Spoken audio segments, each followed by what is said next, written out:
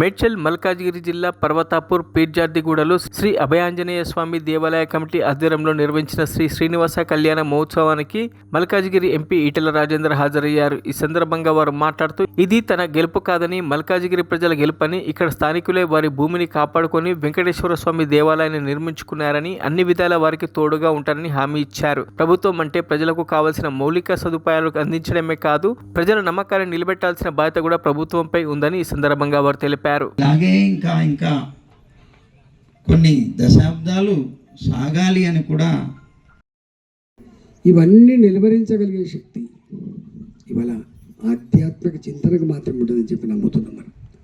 అందుకని ఎక్కడికి జనం ఎక్కడ పోయినా చూడండి గుడి కావాలి బిడ్డ అంటున్నారు. అంటే నీకు ఏ బాధ వచ్చినా అంతిమంగా భారం వేసేది భగవంతుడి పైన మాత్రమే. అది మాత్రమే మనల్ని కొంత ధైర్యాన్ని ఇస్తుందని చెప్పి భావిస్తున్నాడు. మనం 10 మంది పిల్లలు ఉండేది తెలుకడ మీరు ఉంటారు. ఎంతమంది అక్కచెల్లెలు అంటే 5 మంది, ఎంతమంది అన్నదమ్ములు అంటే 6 మంది. అంత గొప్ప కుటుంబం, చింత లేకుండా కలిసిమెలిసి ఉన్నటువంటి కుటుంబం. 2 పిల్లలు, ఇవాళ 2 పిల్లలు. ఆ 2 పిల్లలకి తల్లి పెళ్లి చేస్తున్నదో తెలియదు, తండ్రి పెళ్లి చేస్తున్నదో, కొడుకు పెళ్లి చేస్తున్నదో తెలియదు పరిస్థితి. 2 పిల్లలు. వాడు ఏమైపోతుండో ఆందోళన మాత్రం మనం వెంటాడుతుంది.